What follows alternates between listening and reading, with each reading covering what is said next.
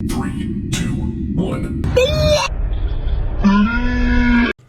हाँ तो भाई अस्सलाम वालेकुम। आज की इस वीडियो में मैं आपको बताने वाला हूँ बेस्ट बजट ग्राफिक्स कार्ड जो कि 1 GB वाला होने वाला है। अगर आपने 1 GB में कोई ग्राफिक्स कार्ड बाय करना है तो आपने बिल्कुल ठीक वीडियो में क्लिक किया है। मैं इस वीडियो में आपको करंट मार्केट में 1 GB में जो बेस्ट ग्राफिक्स कार्ड है उसके बारे में तमाम ही डिटेल्स देने वाला हूँ। और तमाम डिटेल्स का मतलब ये है कि स्पेसिफिकेशन, प्राइस, अवेलेबिलिटी और बेंचमार्क्स वगैरह सब चीजें शेयर होने वाली है। तो वीडियो स्टार्ट करने से पहले सिर्फ इतना बोलूंगा कि बहुत से मेरे व्यूवर्स ये कहते हैं कि उन्हें नोटिफिकेशन नहीं आती मेरे न्यू वीडियो की, तो आपने सिंपली सब्सक्राइब के साथ साथ बेल आइकन भी दबाना है ताकि आपको नोटिफिकेशंस भी साथ में रिसीव हो। ये ग्राफिक्स कार्ड आज से 12 साल पहले लॉन्च हुआ था और इसके बावजूद ये ग्राफिक्स कार्ड आज भी काफी ज्यादा लोग बाय करते हैं। इस ग्राफिक्स कार्ड के नाम की बात करें तो इस ग्राफिक्स कार्ड का फुल नेम है HD 7770। आप में से ज्यादा लोगों ने इस ग्राफिक्स कार्ड का नाम तो जरूर सुना होगा, चाहे वो मेरी वीडियोस हो या ओवरऑल मार्केट्स में भी।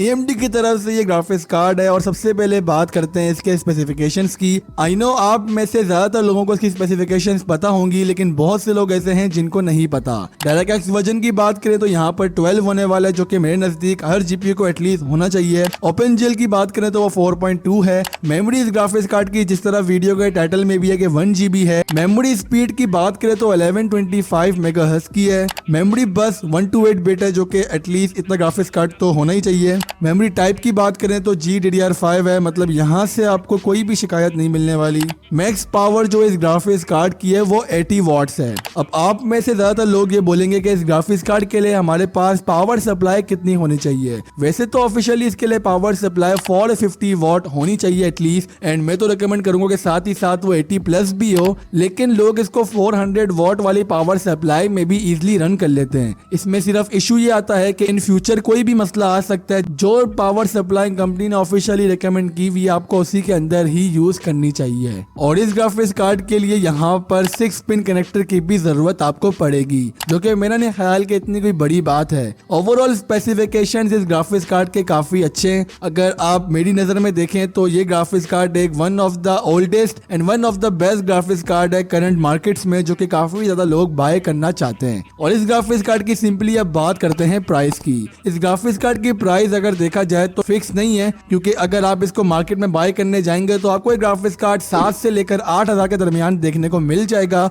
बहुत से लोगों ने इस ग्राफिक्स कार्ड को OLX में 6,000 तक में भी बाय किया हुआ है, एंड बहुत से लोगों ने इस ग्राफिक्स कार्ड को यार 10,000 में भी बाय किया हुआ है। मतलब ऑब्वियसली ग्राफिक्स कार्ड डिमांड में ज्यादा है, लेकिन ओवरऑल बाहर से कम आता है क्योंकि ये ग्राफिक्स कार्ड बहुत ज्यादा पुराना है, तो इसी वजह से यहाँ पर प्राइस में इसका 19-20 लगा रहता है। मेरे नजदीक जो इस ग्राफिक्स कार्ड की वर्थ प्राइस है वो तकरीबन 7,000 है। मैक्सिमम अगर आप ले चले तो कंडीशन अच्छी हो तो 8,000 यार इनफ है, वरना मेरा नहीं ख्याल कि आपको 10,000 रुपए स्पेसिफिक ग्राफिक्स कार्ड के लगाने चाहिए। आप डिफरेंट ऑप्शन की तरफ जा सकते हैं जहां पे आपको 2 GB GDDR5 में क्वाड्रो या फायर प्रो की सीरीज में से कोई भी ग्राफिक्स कार्ड मिल सकता है। अब लास्ट में बात करते हैं इस ग्राफिक्स कार्ड के बेंचमार्क्स की। तो इस वीडियो में जो मैंने ग्राफिक्स कार्ड के बेंचमार्क्स लिए हैं वो एक यूट्यूब चैनल है गेमिंग बेंच के नाम से, वहां से लिए। इस चैनल पे आपको तमाम ही बेंचमार्क्स मिल जाएंगे ग्राफिक्स कार्ड के, तो big shout out to him. बाकी तो आप जाके सिंपली बेंचमार्क्स एंजॉय करो।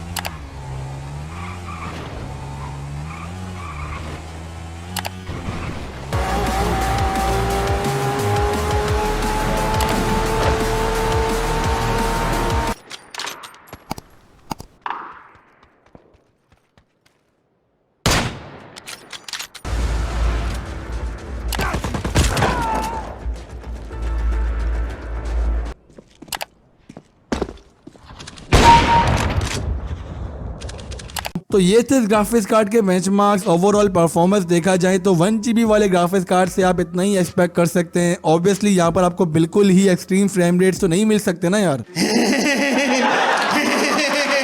बाकी अगर जेब हल्की है आपकी तो आप इस ग्राफिक्स कार्ड की तरफ जा सकते हैं। मेरे नजदीक आपके पास अगर Core i3 का 2nd जनरेशन, 3rd जनरेशन या i5 का 2nd जनरेशन भी है तो इस ग्राफिक्स कार्ड की तरफ डेफिनेटली जा सकते हैं। Core 2 कार्ड जैसे पीसी पर भी आप इस ग्राफिक्स कार्ड को पेयर कर सकते हैं। डेफिनेटली 1 GB ग्राफिक्स कार्ड है तो आप कहीं भी पेयर कर सकते हैं, बस कोशिश ये करिएगा कि आप ज्यादा बड़े प्रोसेसर की तरफ ना जाएं। अगर तो आप कोई यूनिवर्सिटी स्टूडेंट हैं या फिर आपने कोई कंप्यूटर बाय करना है ग्राफिक डिजाइनिंग के लिए या फिर प्रोग्रामिंग के लिए और परेशान है कि कौन सा बाय करें, तो सेंटर में जो वीडियो दिख रही है इसमें क्लिक करके आप जान सकते हैं।